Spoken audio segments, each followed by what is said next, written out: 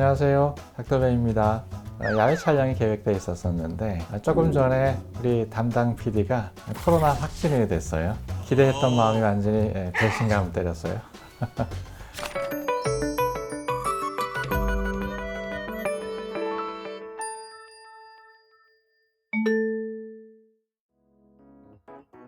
지난해와 지지난해 코로나 팬데믹으로 인해서 우울할 수밖에 없었던 상황들이 이어졌었죠. 그러나 이제는 코로나가 엔데믹으로 전환되는 시점이 온 것 같습니다. 아시다시피 현재 유행하고 있는 코로나 변이종이 오미크론이죠. 오미크론은 이제 우려할 만한 수준은 아닌 것 같지만 그래도 코로나 막바지에 주의해야 할 부분이 몇 가지 있어서 오늘은 이 부분을 여러분들께 얘기해 볼까 합니다.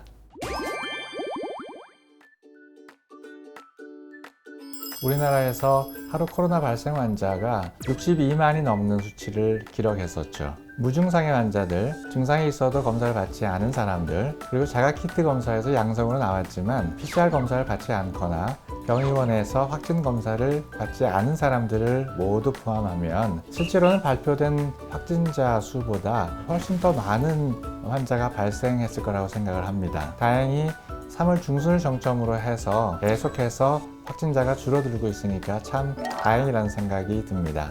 오미크론의 특징이라면 이전에 다른 변이종과는 다르게 주로 상기도 감염을 일으키는데요. 특히 목이 아프다고 하는 분들이 많은 것 같습니다. 그런데 확진 후 내원하시는 분들 중에서 단순히 증상이 심하다는 정도로 그냥 넘길 수 없는 분들이 계신 것 같아요. 심하게 기침을 하거나 또는 호흡곤란을 겪으시는 분들은 단순하게 상기도 감염 증상만이 아니기 때문입니다.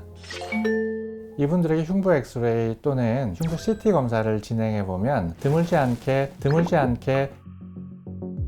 폐렴이 동반되어 있는 것을 확인할 수 있었습니다. 오미크론이 상기도 감염뿐만이 아니라 폐렴을 유발할 수 있다는 것은 이미 알려진 사실인데요. 이전에 변이종들은 사망할 수 있을 정도의 심한 폐렴을 일으켰던 반면 오미크론은 그렇지 않다는 점입니다.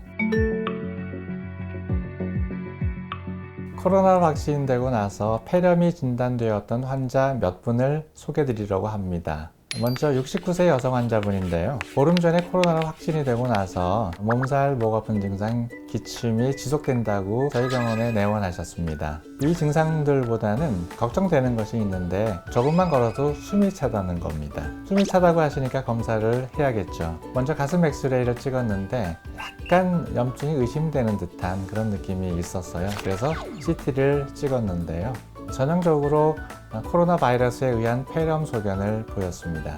두 번째 환자분은 38세 된 남자 환자인데 코로나 격리 해제되고 며칠이 지났는데도 숨이 깊이 안 쉬어지고 답답한 증상이 있어서 내원하였어요. 가슴 엑스레이에서는 특이 소견을 보이지 않았습니다. 흉부 CT에서 경미하긴 해도 폐 여기저기에 퍼져 있는 전형적인 코로나 폐렴 소견을 확인할 수 있었습니다.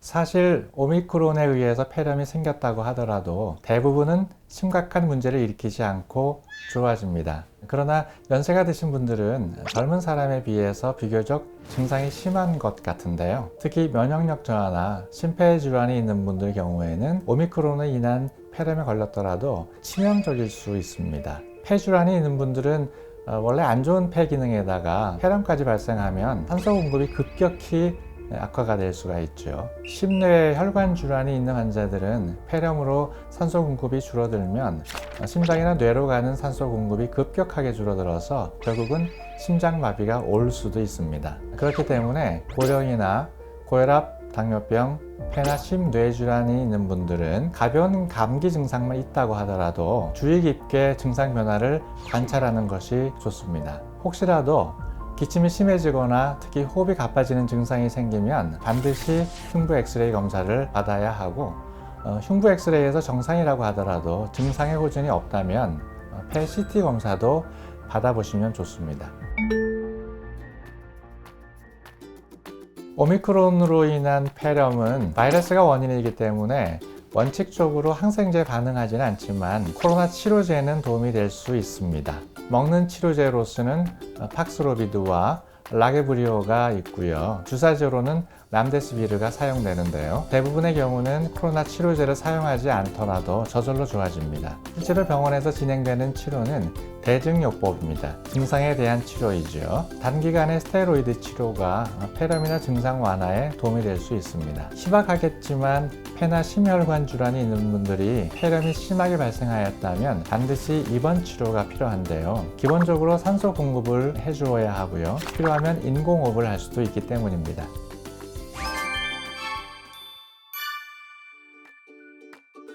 코로나 예방접종을 3차까지 하였더라도 예방 효과는 2에서 4주 후에 70%, 5에서 9주 후에 61에서 67%, 10주 후에는 46에서 49%가량이라고 하는데요. 위드 코로나에 접어든 시점이긴 하지만 그래도 주의는 필요하겠죠. 특별히 심폐질환이나 면역력이 떨어진 분들은 감기 증상이 생기면 반드시 병원에 가셔서 진찰을 받으시고요. 치료를 받으셔야 합니다. 가능하면 예방접종도 꼭 챙길 수 있으면 좋겠다는 것이 닥터베의 생각입니다.